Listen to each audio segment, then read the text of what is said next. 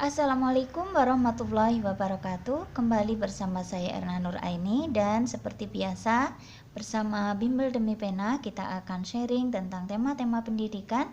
Dan hari ini saya ingin mengungkap sebuah problem yang banyak dikeluhkan oleh banyak orang tua, yaitu anak kalau di rumah nggak mau belajar.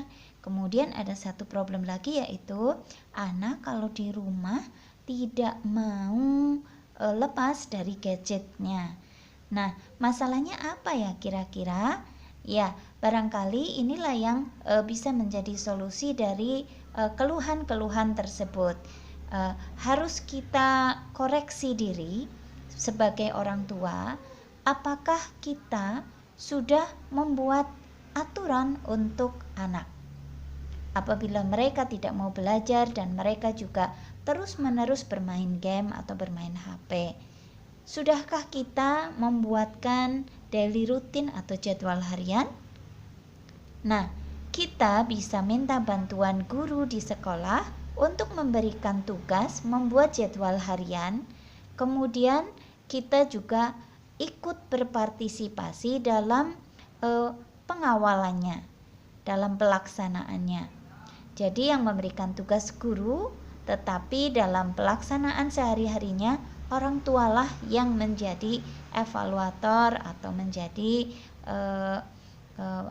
yang memberikan evaluasi dan sebagainya. Nah, kita buat semacam checklist dari kegiatan apa saja yang anak bisa lakukan. Nah, ada beberapa catatan sebelum membuat jadwal harian untuk anak ini adalah yang pertama, mintalah anak yang mengisi sendiri jadwal hariannya. Apa saja yang harus dia lakukan pada jam tertentu. Kemudian peran dari guru dan orang tua adalah mengarahkan atau menjawab ketika ada kebingungan. Nah, dalam jadwal harian anak, hemat saya ada beberapa hal yang harus atau wajib muncul dalam jadwal tersebut. Yang pertama adalah kegiatan beribadah. Yang kedua adalah kegiatan belajar. Yang ketiga kegiatan bergaul. Kemudian kegiatan membantu orang tua. Kemudian kegiatan bermain dan kegiatan berolahraga. Ya, jadi ada 6 hal yang merupakan beberapa hal penting buat anak untuk tumbuh dengan sehat dan baik.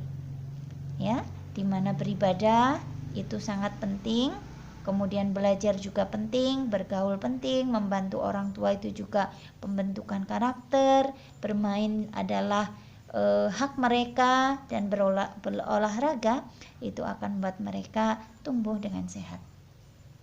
Oke, kita mulai. Kita lihat contoh dari belangko jadwal harian, di mana nanti anak bisa mengisi pada kotak-kotak yang kosong. Ini contohnya sudah saya isikan dengan mengacu pada beberapa aspek tadi. Harus ada beribadah, belajar, bergaul, bantu orang tua, bermain, dan berolahraga. Kita lihat mulai dari kegiatan pagi atau morning activity. Bangun tidur, merapikan tempat tidur, mandi, dan gosok gigi. Kalau mereka sudah besar, mereka harus bisa melakukan sendiri. Berpakaian, sholat subuh, sarapan pagi, dan berkemas ke sekolah. Kemudian berpamitan dan pergi ke sekolah. Selanjutnya, kegiatan di sekolah. Pulang sekolah, sholat zuhur, makan siang, nonton TV. Tidur siang. Kemudian bermain dan berolahraga. Nah, pada beberapa kotak yang ada tanda love di sini, anak kita izinkan, kita berikan waktu untuk memegang gadget. Itu jika Anda mengizinkannya. Jadi kalau tidak diizinkan, maka gadget dalam penguasaan Anda, tidak disimpan oleh anak. Kemudian membantu orang tua. Itu harus ada dalam porsi jadwal hariannya. Entah itu menyapu, menyiram bunga, mencuci sepatunya sendiri, menyikat sandalnya sendiri, dan sebagainya. Kemudian beribadah, sholat asar, mandi sore, dan mengulang pelajaran. Ya, ini adalah asumsi ketika anak sekolah pulangnya jam 12. Misalnya dia sekolah di sekolah biasa ya, jadi jam 12 sudah pulang. Kalau lebih sore berarti menyesuaikan. Oke, kemudian setelah asar tadi belajar, ini dilanjutkan dengan masih mengulang pelajaran. Kemudian kalau sudah selesai, dia bebas melakukan kegiatan apa saja. Kemudian sholat maghrib diikuti mengaji. Lanjutnya dengan makan malam, sholat isya, kumpul keluarga, sikat gigi, dan tidur pukul 9 malam. Jadi ada batas di mana dia tidak boleh tidur larut. Nah, kemudian setelah anak mengisi kolom-kolom ini dengan bimbingan dan arahan kita, ketika dia mengisi sesuatu dan dia mempertanyakan, maka kita bisa menjelaskan kepadanya tentang kenapa hal itu mesti dia lakukan, sehingga dia melakukannya tanpa terpaksa. Nah, manfaat dari membuat jadwal ini adalah anak bertanggung jawab dengan kegiatannya sehari-hari. Kita tidak perlu kelimpungan dan segala sesuatu tidak perlu kacau, karena anak sudah punya kisi-kisi tentang kegiatannya yang akan dilakukan di setiap harinya. Ada satu cerita ketika murid saya adalah seorang pengidap autis. Jadi dia bisa menjalankan hari-harinya itu tanpa dengan kecemasan apabila dia memiliki jadwal harian seperti ini. Dia akan merasa hidupnya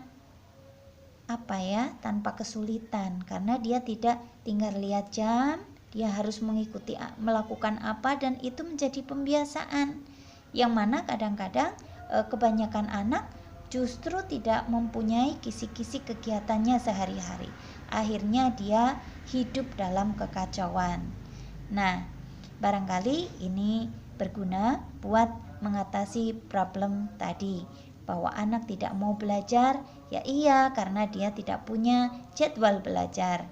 Anak bermain terus, ya iya karena dia tidak tahu kisi-kisi atau batasan-batasan, dia harus tidur siang, dia harus ibadah. Dan ingat bahwa anak adalah selembar kertas, mau berisi coretan, mau berisi tulisan halus, itu terserah dari orang tuanya. Maka pembiasaan ini adalah arahan dari orang tua dibantu oleh guru. Sampai ketemu lagi, semoga ini bermanfaat. Jangan lupa like, komen, dan subscribe buat yang belum. Dan kurang dan lebihnya saya minta maaf. Assalamualaikum warahmatullahi wabarakatuh.